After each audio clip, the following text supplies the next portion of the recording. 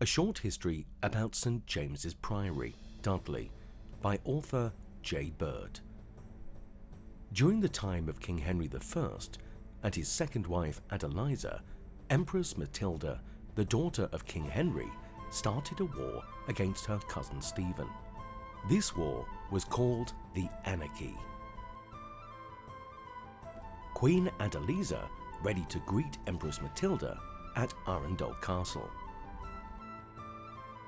King Henry I married Adeliza at Windsor Castle on January the 29th in 1121. During the time of the Anarchy, Ralph de Paganel, 4th Baron Dudley, decided to take sides with Empress Matilda.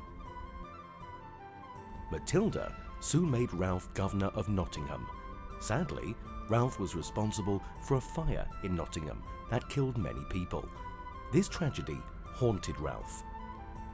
Shortly after Ralph's death, during the 1150s, his son Gervase had the Priory of St. James built in Dudley for the salvation of his father's soul. Stone was needed to build a priory. Gervase ordered the monks to collect stone and wood from the local forest to construct the priory.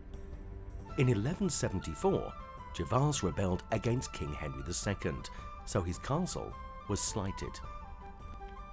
Sometime after 1176, Ralph de Summery I, 6th Baron Dudley, granted William Cook permission to clear woodland to build the first wodehouse in Wombourne. The barons did not always see eye to eye with the priors of St. James's Priory. The Priory of St. James was confirmed in 1182, when Prior Everard oversaw Pope Lucius III's bull of confirmation on June the 16th. The de Paganel family were witnesses to this. The bull of confirmation, 1182. The de Paganel family, Norman Arch. After Gervase's lost interest in Dudley and its castle, he began to spend more time and money on Newport and Tickford Priory in Buckinghamshire, where he was buried in circa 1194. The Church of Aston was given to Tickford and Newport Pagnell as a gift. Sometime after 1194, John de Summery I and his wife Hawise, the sister to Gervase, inherited Dudley Castle along with the estates because Robert, the only son and heir of Gervase, had died young. See My Journey Back in Time, page 16. Sir Roger de Summery II, 10th Baron Dudley, 22nd great-grandfather to author J. Bird. Roger refortified the castle walls before his death in 1272-73.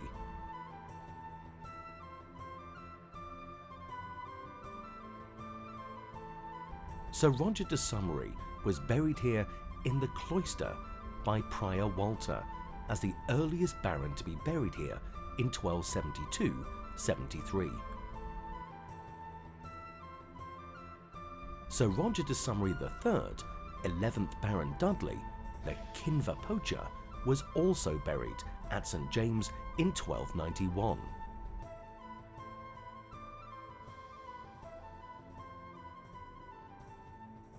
Sir John Dudley, Duke of Northumberland, was granted the priory lands in 1541.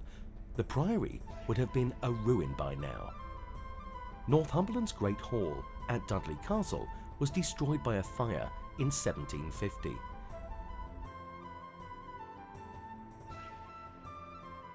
Henry VIII took over 800 monasteries, friaries, abbeys and nunneries between the years of 1536 to 40.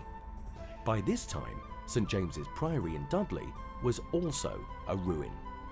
In 1580, Samson Erdwich, who visited the priory, saw the old de Summery and de Sutton tombstones.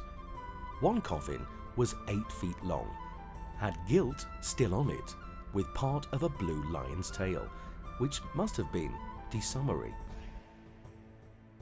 The author's coat of arms. Sir Roger de Summery II was the first Baron to be buried here in the cloisters at St James's Priory, West Midlands in 1272-73.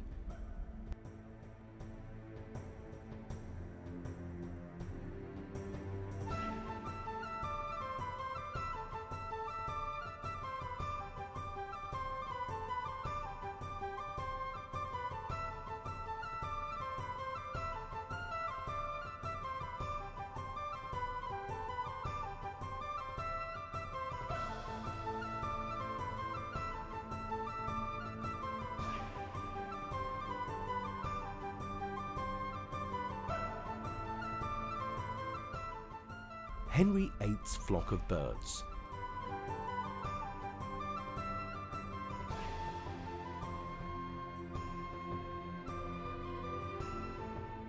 Frederick Smith of Priory Hall was chief agent for the Earl of Dudley and was also the first mayor of Dudley. Smith of Priory Hall adopted by royal licence the surname of Shenstone before he retired in 1869. He spent his last days at Sutton Hall and died in 1916 at the age of 92. Dr. Shell of Tansley Hill House claimed to be a relative of Frederick Smith. Her father had also worked for the Earl of Dudley.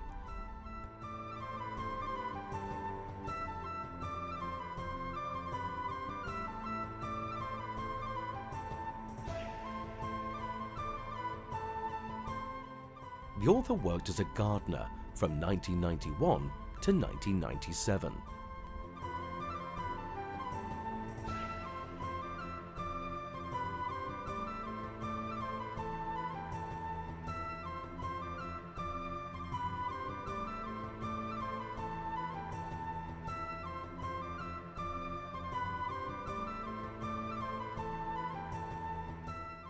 For more information about the Priory of St James in Dudley, see an illustrated chronicle of the Cluniac Priory of St James by John Hemingway and My Journey Back in Time, pages 158 to 170. The Black Country Bugle. Dudley Castle, johnbird.com. Copyright. This video is dedicated to the author's mother, Joan.